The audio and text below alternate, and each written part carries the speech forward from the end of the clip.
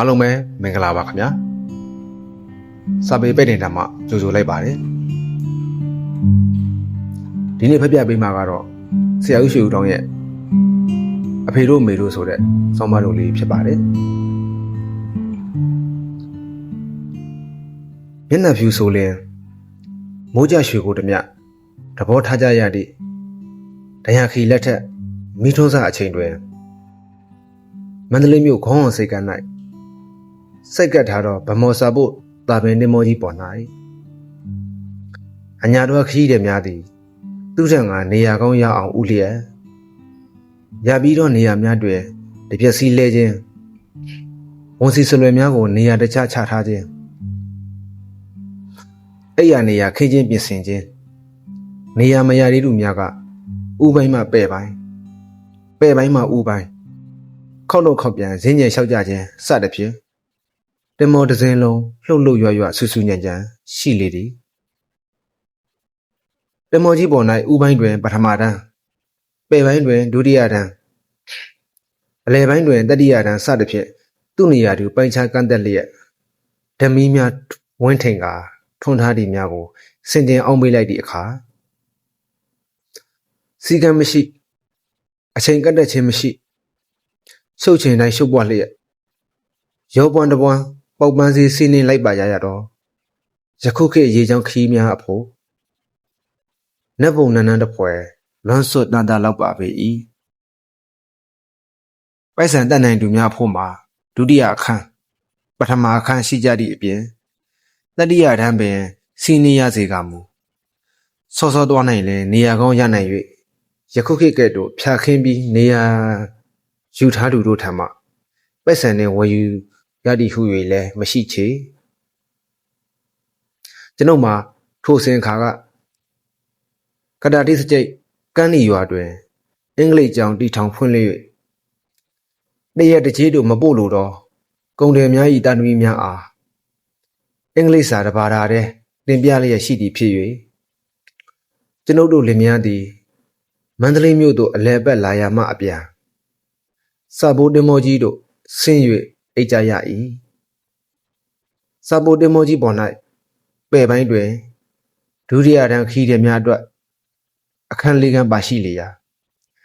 ကျွန်ုပ်တို့ရောက်လာတော့အချိန်၌ဘိုးကပြားလင်မယားတစုံနှင့်မြမအရာရှိလင်မယားတစုံတို့ရောက်နေကြပြီဖြစ်၍စရုဒ္ဓအခန်းသာလည်းလွတ်လပ်လျက်ရှိလေတော့သည်ကျွန်ုပ်တို့ဝန်ချီဆွလွယ်များကိုနေရာတကျချထားပြီးနောက်မျက်နှာချင်းဆိုင်ရှိနေတော့အခန်းများ၏အလယ်၌ရှိသောဇပွဲကြီး၌ထိုင်ကာခရီးတဲ့အချင်းချင်းမိမိတို့ကိုမြည်သူမြည်ဝါဖြစ်သည်ဟုပြောပြလျက်မိတ်ဆက်နေကြစဉ်တောင်းများပလုံးများ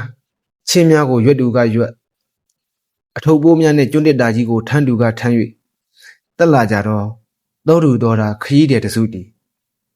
ဒုတိယတန်းခရီးတဲ့များအတွက်ကန့်သက်သောပဲ့ပိုင်းတို့ဝင်လာကြလေ၏ထိုအခါဘိုးကပြားလင်မယားသည်နှာခေါင်းရှုပ်လျက်ရှိကြရာအရာရှိလင်မယားကမူပြို့ဘာကြီးတို့ဒီနေရာမဟုတ်ဘူးခမရတို့မှားနေကြပြီထင်တယ်ခမရတို့ဟိုဘက်မှာစီးရလိမ့်မယ်ဟုပြောလိုက်သည်တွင်ရှေ့ဆုံးမှလွယ်ကြီးနဲ့တက်လာတော့50ကျော်60အတွင်းလူကြီးတယောက်ကကိစ္စမရှိတန်ကောင်းပါဗျာနော်တင်မော်စရေးကြီးကိုကျုပ်တို့ပြောပြီးသားပါဗျာတော်ကြတော့လူလိုက်ပါလာပါလိမ့်မယ်ဗျာဟုပြောတဲ့ဖြင့်ဘိုးကဗျာကမဟုတ်ဘူးဖိုးကြီးဒီနေရာမှာခမရတို့စီးဖို့မဟုတ်ဘူးဟိုဘက်မှာခမရတို့နေရာရှာထားကြပါမဟုတ်ရင်ဒုက္ခရောက်ကုန်လိမ့်မယ်ဟုဝင်ပြီးပြောလေသည်ထိုအခါတောင်ပလုံးများရွက်ထားသောမိမများနှင့်အထုပ်များထမ်းပိုးလျက်ရက်နေကြတော့ယောက်ျားများသည်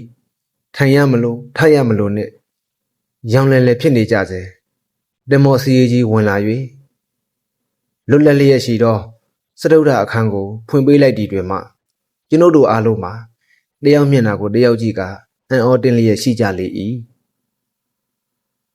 ဘိုးကပြားလင်မယားမှမူကျေနပ်ဟန်မတူသောအမူအရာများရှိကြ၍ယောက်ျားဖြစ်သူသည်တင်မော်ဥပိုင်းရှိပထမတန်းအခန်းများတို့တွားရောက်စုံစမ်းသေးရာ ၎င်းအခန်းများတွင်အရေးပိုင်းတစ်သောဝန်ပညာမင်းကြီးစသောဘိလက်သားစစ်စစ်မျက်နှာဖြူများနှင့်ပြည့်လျက်ရှိသောကြောင့်မကတ်နိုင်ပဲပြန်လာခဲ့ရလေ၏မြန်မာအရာရှိလင်မယားကမူကပြားလင်မယားကဲ့သို့ထင်ရှားသောအမူအရာမျိုးမဖော်ပြတော့လဲမျက်နှာထားခတ်အိုအိုပင်ရှိကြလေသည်တို့ဖြစ်၍ထိုလင်မယားဆောင်တွဲတို့သည်စပွဲတွင်မထိုင်တော့ပဲပဲ့စွန်လျံအနီး၌ရှိသောကလထိုင်များတို့ပြောင်းရွှေ့ကာထိုင်နေကြလေတော့သည်ကျွန်ုပ်တို့လင်မယားမှာအခါခတ်သိမ်းဒုတိယတန်းနှင့်ခရီးသွားကြသည်မဟုတ်ပဲအဲ့အနေဆင်းရဲမြည်ဆိုးသည်ဖြင့်ရဖန်ရခါအခွင့်တာသည့်အလျောက်ဆင်းနေလိုက်ပါတွေများဖြစ်ကြ၍ထိုလင်မယားနှစ်စုံတို့၏တွေးကြီးမွေးကြီးအမူအရာကိုကြောက်ခိုင်းလျက်နောက်တလာတော့ခရီးသည်များကိုသာစိတ်ဝင်စားစွာနှင့်ကြည်နေလေ၏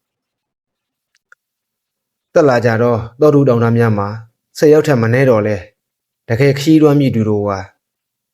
လွယ်အိတ်နှင့်ရက်လျက်စကားပြောတော့အရက်ခမင်းမြင့်လူကြီးနှင့်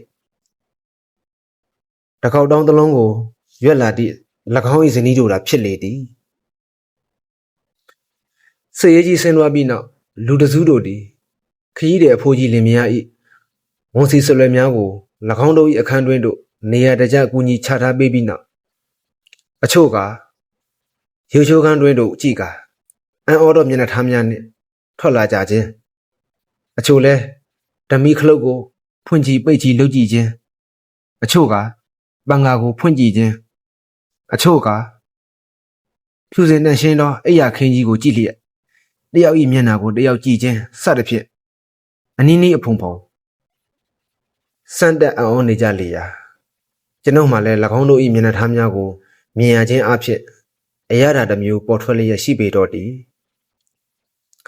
အပြိုဖြန်းအရွယ်လူငယ်မတစ်ယောက်သည်၎င်း၏အဖော်အားနေရာကျလိုက်တာအေးရဲ့သူတို့အခန်းထဲမှာတော့မှတက်ခလုံးနဲ့တော့အသာကလေးနှိပ်လိုက်ရင်ထိန်သွားတာပဲပြောရာ၎င်း၏အဖော်မှာဟုတ်တော့တပုတ်တပါးရတွားချင်ရင်လဲထုံရှာစရာမလိုရဘူးဟိုဘက်အခန်းထဲဝင်ထိုင်ုံပဲရေချိုးတာတော့မှန်ကြီးနဲ့တော့တိတ်ဟုတ်တာပဲအေးရဲ့ဟုပြောလေ၏ကာလာရရွယ်လူငယ်တယောက်ကလည်း၎င်း၏အဖော်အားနှိပ်လိုက်လေတကွာအိယာကြီးကလည်းမှုေလို့စိမ်မဲဟေးဟုဆိုကအဖော်ကရဟကြီးကလည်းကြည့်လိုက်ပါဦးကွာကရင်ကောင်းရင်မှန်နေကတ်လို့ဘာကြီးတို့တော့တိတ်နှိပ်တကယ်ပြောလေ၏ခရီးတွားမိအဖိုးကြီးလင်မယားကိုလိုက်ပို့ကြတော့လူများသည်တနာကြီးကြော်ခတ်မြကြာတိတန်အောင်တည်မောလုံးလှဲ့လေကြည့်ရှုကြကြီးဒုတိယအခန်းတွင်တို့ဝင်ကြီးထွက်ကြီးလှုပ်သူကလှုပ်ဥပိုင်းရှိပထမတန်းအခန်းတွင်တို့ဝင်မိတစ်ဖြင့်ငေါက်ထုတ်ခြင်းခံရယူကခံရဧည့်သည်အလုံးတို့သည်ပြန်ကြတော့အံ့ဟုနှုတ်ဆက်ကြရာတွင်လူကလေးကိုပြောလိုက်ပါဦးနော်ဘာကြီးကျုပ်တို့ကခဏခဏသတိရပါတယ်လို့ပြောလိုက်ပါနော်ကြီးတော်ကတစ်ခေါက်လောက်ရွာကိုအလဲလာခဲ့ပါအောင်လို့မှန်လိုက်တယ်နော်ပြောပေးပါနော်ဘာကြီးစသဖြင့်တယောက်တစ်ခွန်းပြောဆိုနှုတ်ဆက်ကြလေ၏တင်မောပေါ်မှဆင်းသွားတော့အခါလူကြီးလင်မယားသည်တင်မောစကောင်းပေါ်သို့သွား၍လက်ရန်ကိုကင်ကာ၎င်းတို့၏ရွာသူရွာသားများကိုမျှော်ကြည့်နေကြလေရာကျွန်ုပ်လည်း၎င်းတို့၏အမူအရာကိုစိတ်ဝင်စားလျက်ရှိသည်နှင့်၎င်းတို့နောက်မှကပ်လျက်ကမ်းပေါ်သို့မျှော်ကြည့်မိသေး၏လူများသည်လှည့်နှစည်းပေါ်သို့တက်ကြစဉ်၎င်းတို့၏မျက်နှာများသည်တမောဘတ်တို့ကြည်လှည့်လျက်ရှိကြသည်ဖြင့်တယောက်ကဟောဟိုမှာဘာကြီးတို့ကြီးတော်တို့မြင်ကြလားဟုပြောလိုက်သည်တွင်ကြံလူများသည်လူကြီးလင်မယားကိုမြင်ကြ၍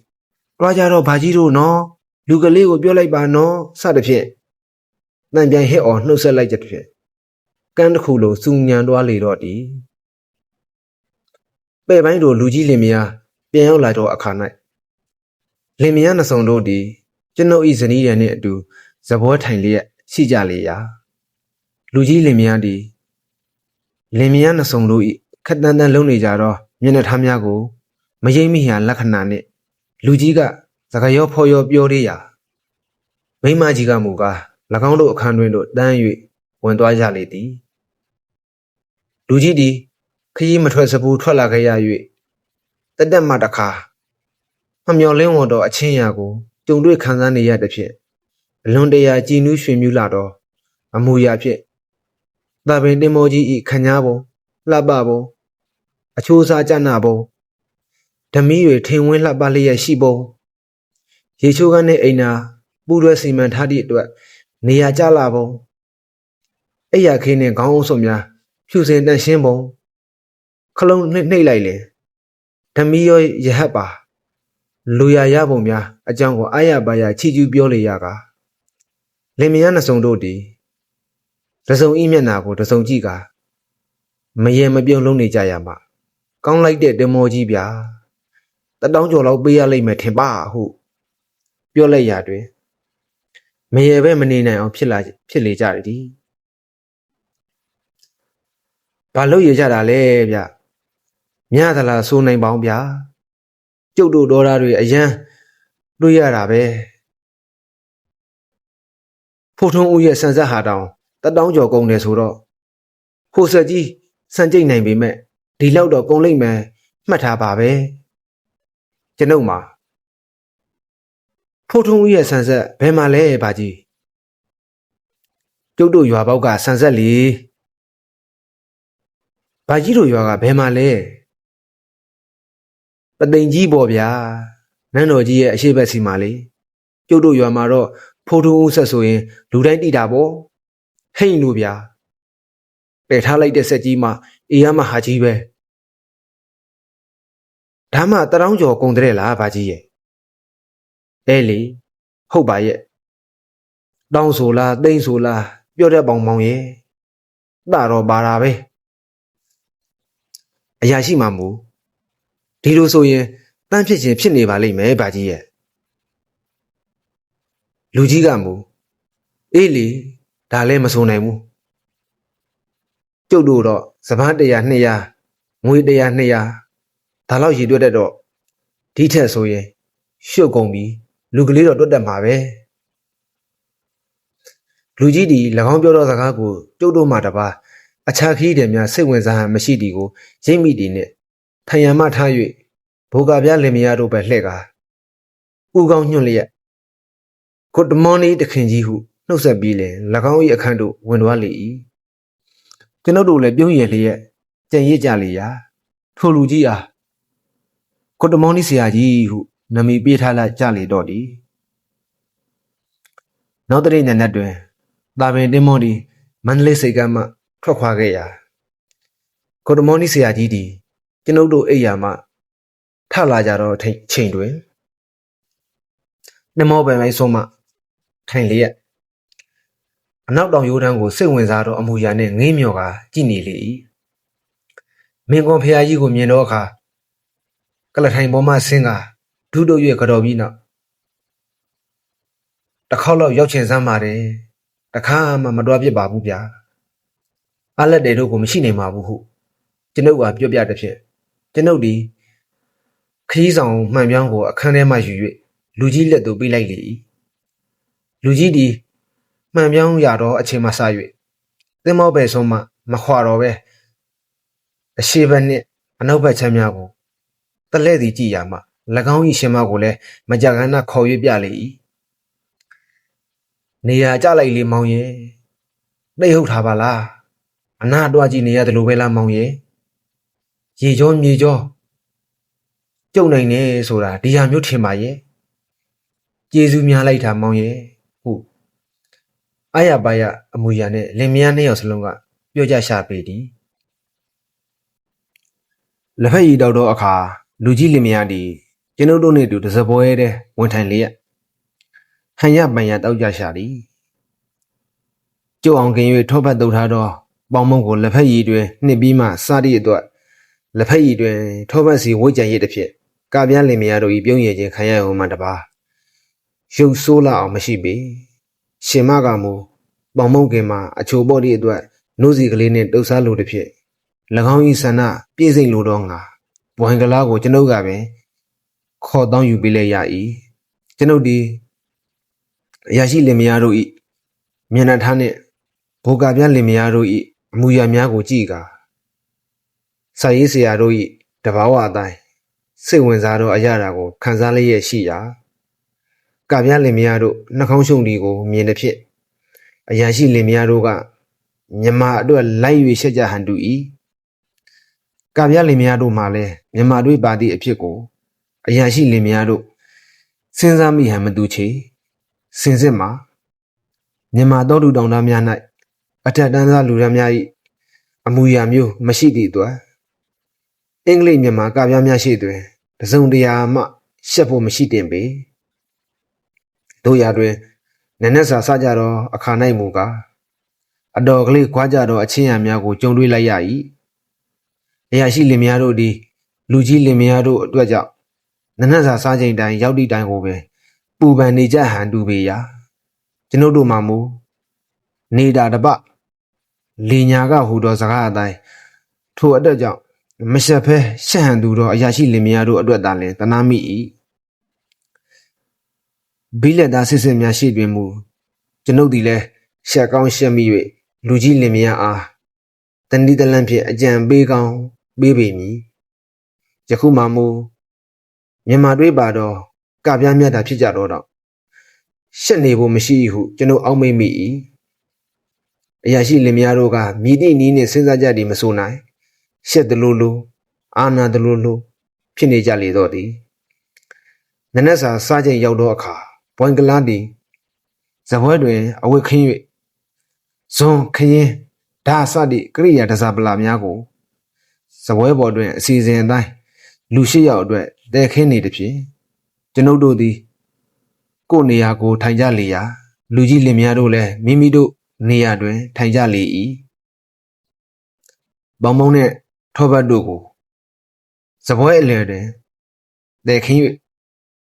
လူသလောက်နှံ့ယူစားတော့ကြရန်ဖြစ်လေရာအခြားစားစရာများကိုမူဥရောပတိုက်သားများထုံးစံအတိုင်းလူအသီးသီးရှိ၌တဲခင်းပေးလေသည်ရှေးဦးစွာငါးဘောရောက်လာတော့အခါ၌လူကြီးလင်မယားသည်ဒါခရင်ဇွန်းတို့နှင့်တကြိမ်မှစားဖို့မတူတော့လဲအတော်အတန်ပါရည်နဲ့ရည်ရှိသူများဖြစ်သည့်အလျောက်အခြားလူများကင်ပုံတွယ်ပုံကိုကြည့်လျက်ကြိုးစား၍လိုက်နာကြ၏ငါအတွက်ဓာတ်တစ်မျိုးပေးထားသည်ကိုပဲမှတ်မအောင်ရွေးချယ်အတုံးပြုကြသည့်အတွက်ကျွန်ုပ်စိတ်ထဲ၌ချီးကျူးမိ၏ပေါင်မုံကိုလည်းကျွန်ုပ်တို့နီးတူလက်နှင့်လှမ်းယူကင်တွယ်စားတော့ကြ၏အနှဲငယ်အကင်တွယ်မကျင်လေယုံမှတပါပြောဝယ်ရာမရှိချေတို့ရာတွင်ကြက်သားဘွဲရောက်လာတော့အခါတွင်မူကားရှင်မသည်ကြက်ပေါင်ကိုအယိုးနှင့်အသားမချားစီဖြစ်အောင်ဓာတ်နှင့်လှိဖြက်ရန်ရှေးဦးစွာအခက်ခဲတွေ့လေရာထို့နောက်တွင်လူကြီးသည်ပေါင်ယိုးနှင့်ဓာတ်နှင့်ကြက်၍လှိဖို့ကြိုးစားသည့်တွင်ကြက်ပေါင်သည်ပကံပြားထဲမှချော်ထွက်၍ဇပွဲပေါ်သို့ဆင်ထွက်သွားလေ၏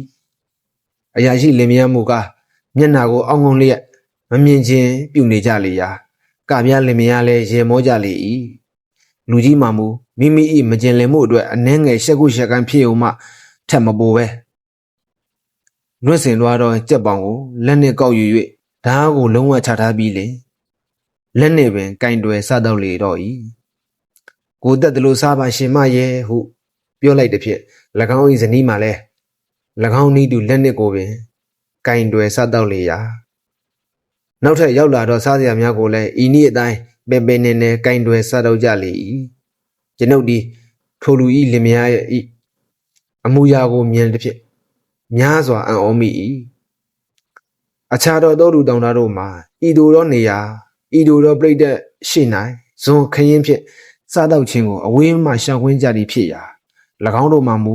ရုံသောရန်ကြိုးစား၍အထမမြောက်သောအခါ၌လည်းအလွန်မင်းရှက်လာသည်မရှိပဲခက်အေးပင်ရှိနေကြ၏တတ်နိုင်လေမြကြိုးစားတာပဲမဖြစ်တာတော့ကျုပ်တို့အပြစ်မဟုတ်ဘူးဟုဆိုလိုတော့အမူအရာကိုသာပြလေသည်ဟန်ဆောင်ခြင်းတော့တော်သားတယောက်ဖြစ်ခဲ့ပါမို့ဖြူစင်တော့ဇပွဲကြီးပေါ်တွင်ကြက်ပေါင်ကြီးလင့်ဆွဲထားသည်ဖြင့်စွန့်ပေသွားတော့တခဏလဲသေးခြင်းမတတ်ရှက်ကြမည်ဖြစ်ရာထိုလူကြီးမှာရှက်ပြုံးလိုက်ခြင်းမှတပါ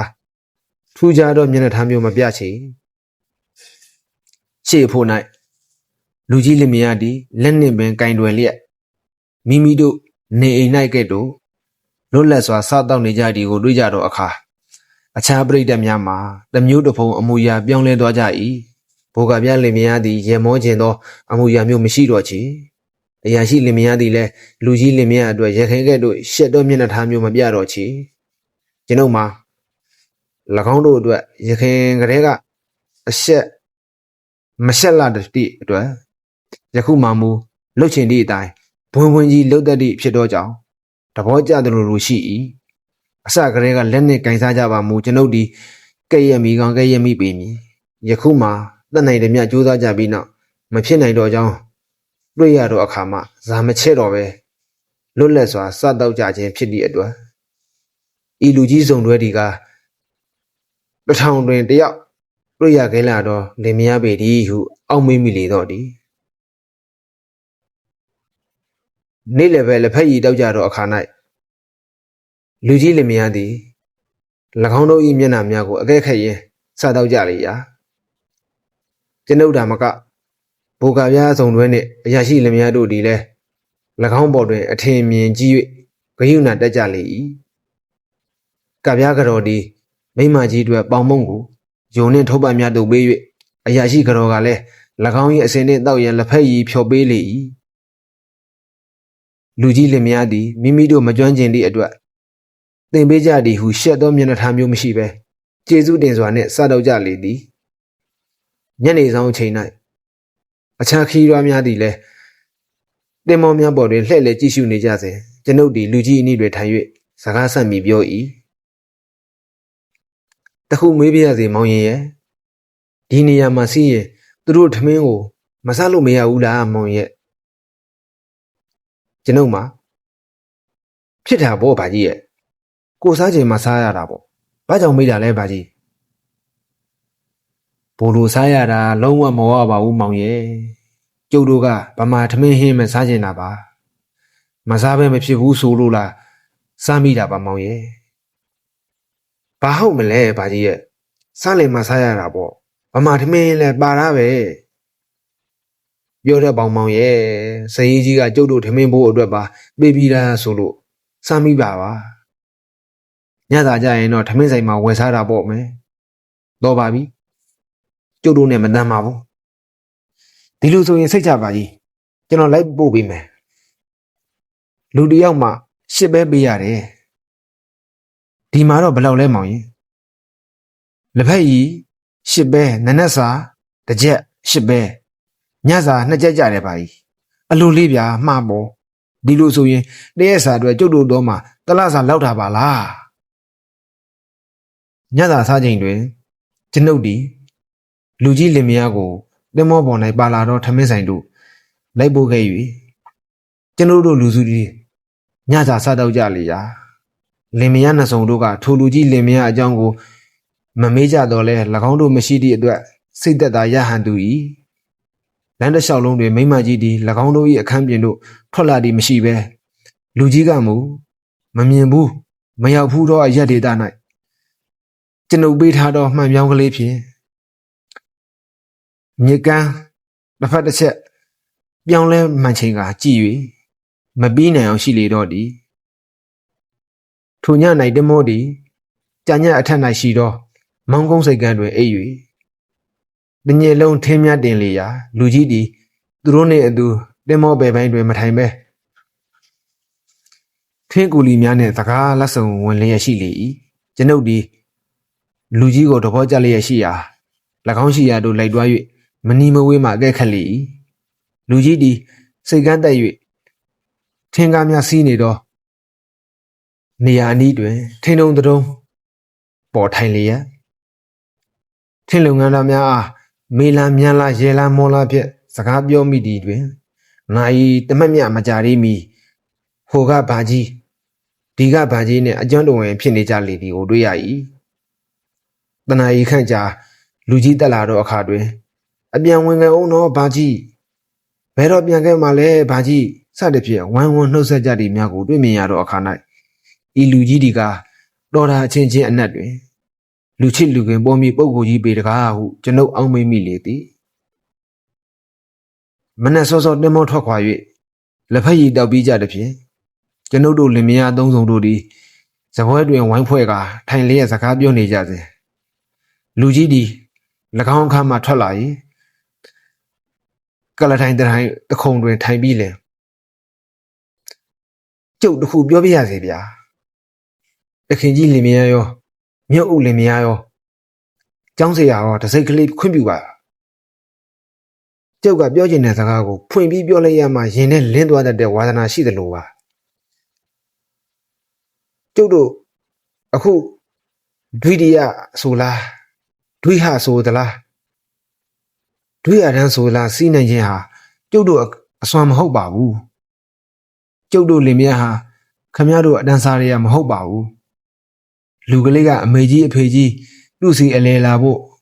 မှားတဲ့အခါမှာတက်မှတစ်ခါခေါ်နိုင်ခြင်းဖြစ်တယ်ဆိုပြီးတင်မော်စီကြီးကိုလက်မှတ်ဖိုးရောတူလီမိုလီဖိုးရောဇေယျရောသူ့လက်ထဲငွေအပ်လိုက်လို့စီကြီးကိုယ်တိုင်ကျုပ်တို့ရွာကိုလာခေါ်ခြင်းဖြစ်ပါတယ်ကျုပ်တို့တဘောအတိုင်းဆိုရင်ဒီငွေကိုနှမျောပြီးဘယ်နည်းနဲ့မှဒီလိုနေရာမျိုးမှာမစီးဘူးဆိုတာလူကလေးကသိနေတော့စီကြီးလက်ထဲကိုငွေအပ်လိုက်ပါတယ်ကျုပ်တို့လင်မြတ်မှာဒီလိုနေရာမျိုးမဆိုထားနဲ့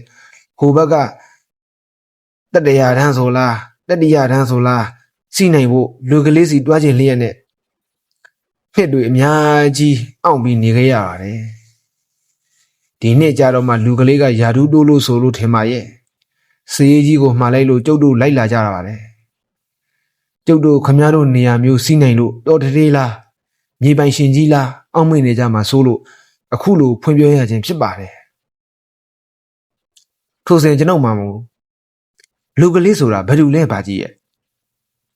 လူကလေးဆိုတာကျုပ်သားပေါ်မောင်ရဲ့ကျုပ်ကမြေကလေး58ဧကနဲ့လှုပ်ရှားလာတဲ့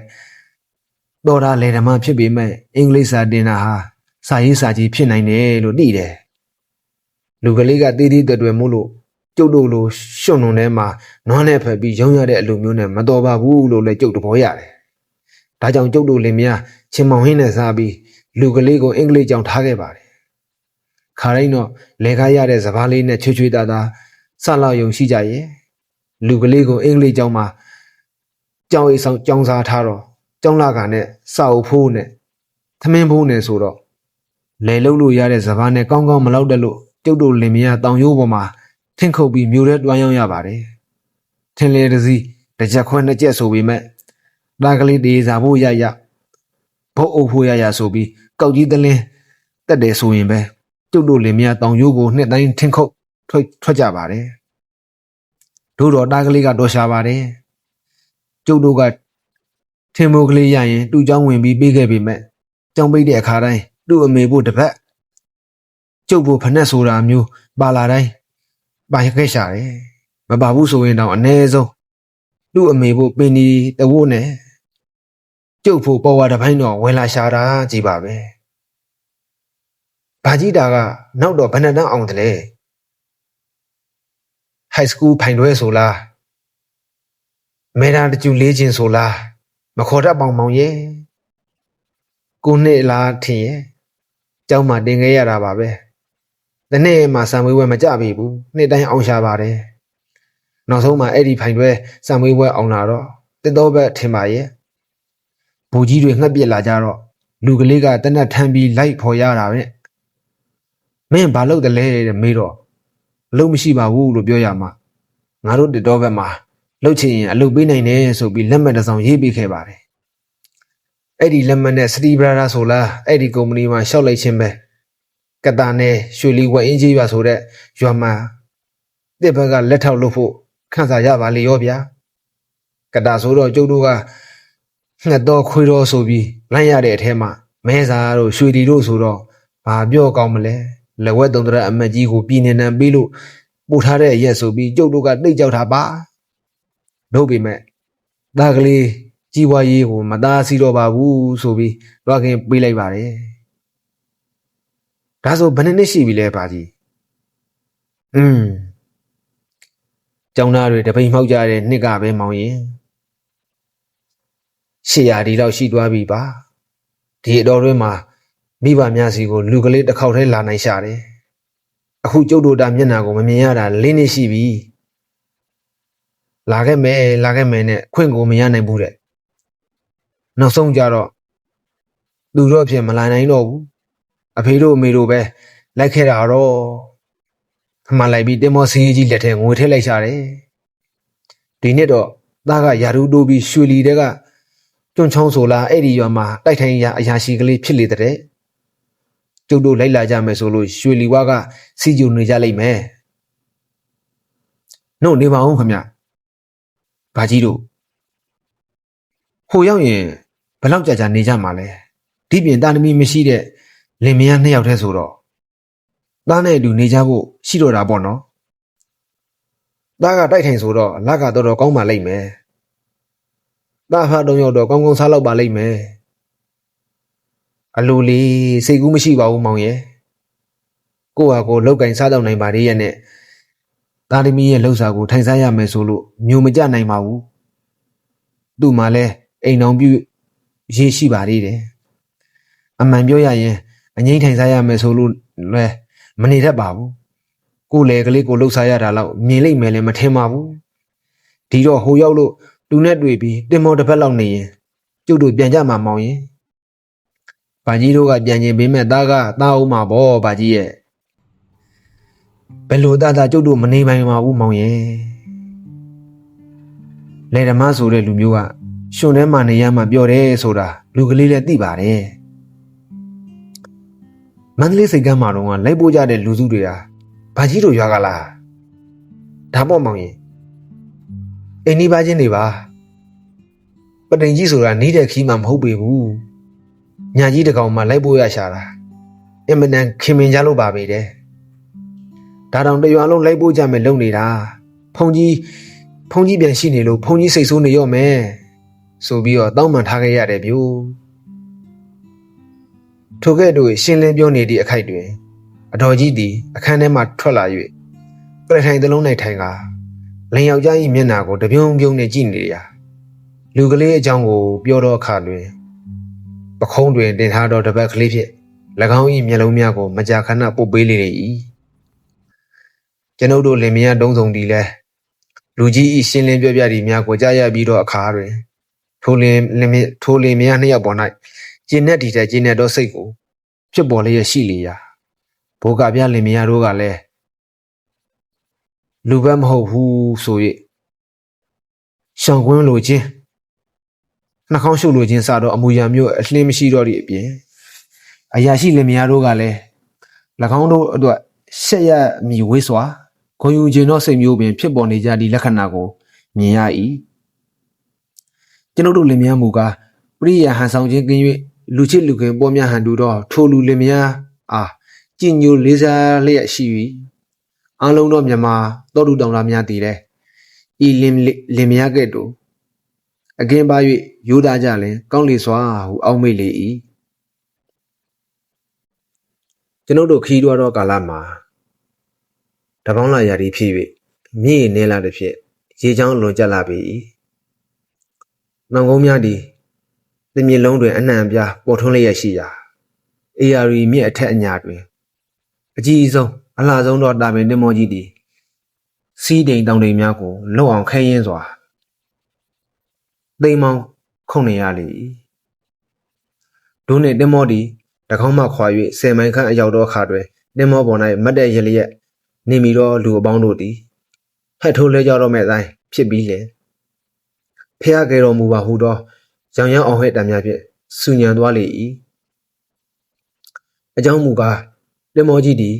မြင့်လည်၌ရှိသောစီးတိမ်တစ်ခုပေါ်သို့ထိုးတင်လျက်ရှိပေသောကြောင့်သည်တင်မောသည်ဆက်ကိုနောက်ပြန်ဆုပ်၍တောင်မကြအောင်ကြိုးစားပါတော့လဲမရပဲရှိလေ၏မွန်သိမ့်သည့်တိုင်အောင်အနီးနီးစမ်းတက်ခုန်နေမောင်းပါတော့လဲမရပဲရှိရတွင်လူကြီးလင်မယားတို့မှာသားကိုတွေ့ရတော့အံ့ဟုနာယီကိုလက်ချိုးရည်တွက်ခဲ့ရမှအချိန်ရွှေရှင်းသွားသည့်အတွက်မျက်နှာမတာမယာရှိကြလေသည်ရွှေလီဝတို့ဒီနေရာမှမြည်မြဝေးပါတနည်းဟုကျုပ်အားမေးကြလေရာ၎င်းတို့အကြံကိုရိပ်မိသည်ဖြင့်ထိုနေရာမှတမန်ဖြင့်ဆန်တက်ရန်ခရီးအရန်ကွာလွန်းသည့်အကြောင်းပြောပြရ၏ တွေ့ရလူပါပြီရှင်မရဲ့ကြာလှတရက်ပေါ်ဟုမယန်းဖြစ်သူကိုအားပေးရတော့လဲ၎င်း၏မျက်နှာမူကားမရွှင်လှရှာညနေဆောင်လူနီးအချိန်တွင်အစိုးရတင်မော်တစ်စင်းသည်အစင်တိတ်ရောက်လာ၍စာပိုတင်မော်ကြီးကိုကျိုးနှင့်ချီပြီးလဲနှစ်စင်းလုံးတစ်ပြိုင်နက်တည်းဆက်ကုန်နှင်းကြလေရာအုံးစံကျိုးတစ်ချောင်းနှင့်တန်နန်းကျိုးကြီးတစ်ချောင်းပြက်ပြီးတော့အခါမှလျှော့ကျသွားလေတော့သည်ထိုအခါတင်မော်ကြီးတစ်စင်းလုံးအနက်တွင်လူကြီးလင်မယားကဲ့သို့ဝမ်းမြောက်ဝမ်းသာဖြစ်တော်သူသည်မရှိဟု၍ကျွန်ုပ်တို့ယုံကြည်မိ၏တဲလိုက်ဦးလိုက်အမူအရာမျိုးဖြစ်ခဲလာတော့အတော်ကြီးသည်ပဲတပတ်ကလေးကိုရောမြောက်၍ရမ်းလေ၏တင်မော်ကြီးသည်ထိချိုင်တွင်စိုက်ကပ်၍၎င်းအရာမှထွက်ခွာတော့အချိန်တွင်မှောင်မိုက်နေပြီဖြစ်၍ဆက်လိုက်မိဖြင့်ခုံမောင်းလေ၏နောက်စိတ်မိစခန်းမှာရွှေလီဝခေါ်အင်းရွာစိတ်ကန်းတို့ဖြစ်ကာလူကြီးလင်မယားတို့မှာအထုပ်ပိုးများပြင်ဆင်ကကဏ္ဍမငြိမ်ရှိကြလေတော့၏ကျွန်ုပ်တို့လင်မယားမှာ၎င်းစိတ်ကန်းမှာပင်ဆင်ကြရမည်ဖြစ်တော်လဲထိုညှင်းဖို့တွင်တင်မော်ဒီအင်းရွာစိတ်ကန်းမှာပင်အိပ်ရမည်အဖြစ်ကိုတိကျပြီးဖြစ်သည်ဖြင့်ခက်အေးနေထိုင်ကြလေသည်တင်မော်ဒီအင်းရွာစိတ်ကန်းတို့ချင်းကပ်လာရတွင်ခလန်းလန်းမှစိတ်ကန်းစီတို့ဓမီနှင့်တဲ့ထိုးလိုက်သည်ဖြင့်